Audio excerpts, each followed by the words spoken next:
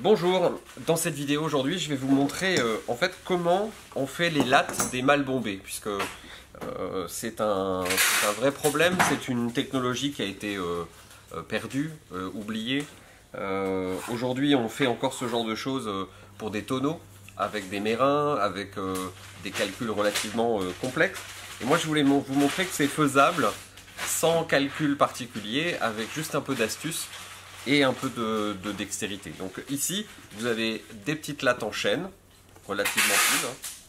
Et ces lattes en chaîne, je m'arrange pour qu'elles soient un peu plus longues. Et vous voyez que si je plie la latte, bout ici, bout là, et bien au milieu, il y a un énorme trou.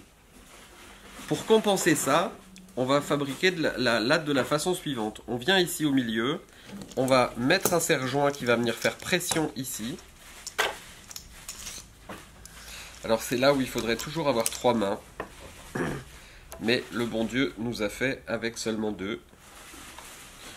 Hop.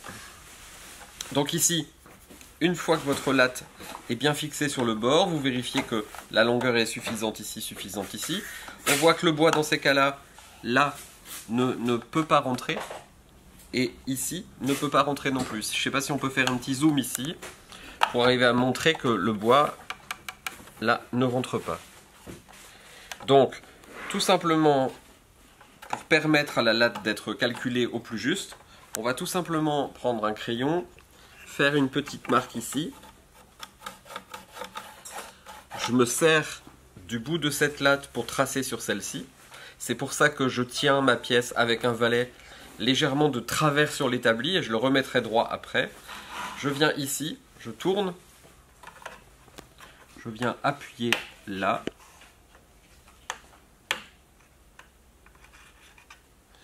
Et je viens tracer ma pièce de l'autre côté. Une fois que j'ai tracé ma pièce, je démonte l'ensemble. Et vous voyez ici mon trait de crayon qui me donne la direction de mon point de fuite que je dois raboter. Donc je vais positionner ma pièce comme ça dans l'établi. Je le fais à fleurant. J'ai réglé mon rabot au plus fin possible. Très fin. Ma lame est super fine. Elle est très bien affûtée. Ça coupe parfaitement bien. J'ai pas besoin de m'y reprendre 15 fois. Je vais...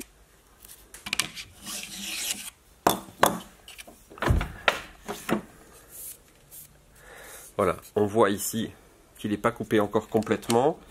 Je vais le repositionner.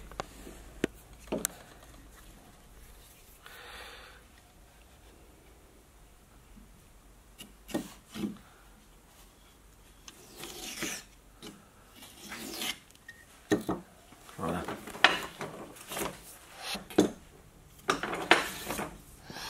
On revient en place. Voilà. Donc ici, un petit coup.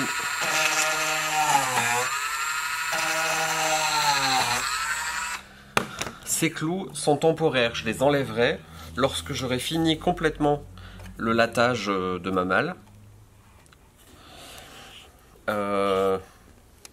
Pour pouvoir en fait passer ensuite un rabot sur l'ensemble de la surface du couvercle. Vous pouvez le voir dans une autre vidéo où je faisais toute une malle, donc on voit comment ça fonctionne. Ici, je mets de la colle le long de la latte.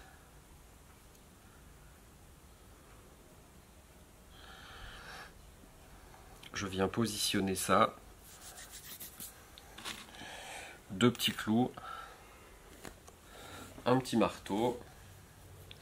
Évidemment, lorsque j'en ai besoin, j'ai pas de marteau. C'est quand même un comble.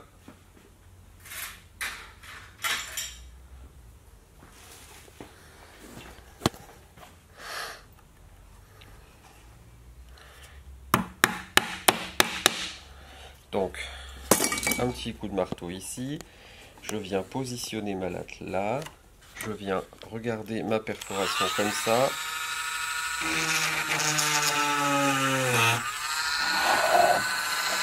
Je fais mon petit repérage. Ensuite, je prépare un premier serre-joint ici. Je contrains ma latte.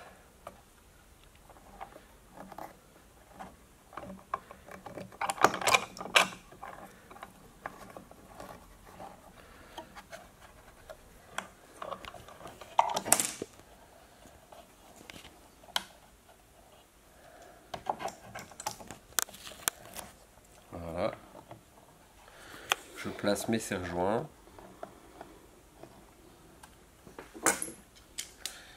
Et j'en mets autant que nécessaire.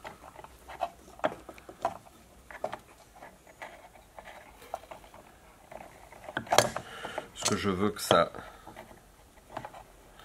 tienne correctement. Vous remarquerez que je ne mets pas de cale ici du tout pour protéger le bois, puisque ici le bois dépasse et va être raboté. Donc je peux me permettre de l'abîmer. C'est pas dramatique. Je défais la pression ici. Donc là, si on peut filmer et faire un zoom, ici, il y a des toutes petites, très petites différences de niveau. Là, je sais pas, il doit y avoir un pouillème qui sera récupéré dès que je vais raboter tout ça. Et je peux placer mon dernier coup.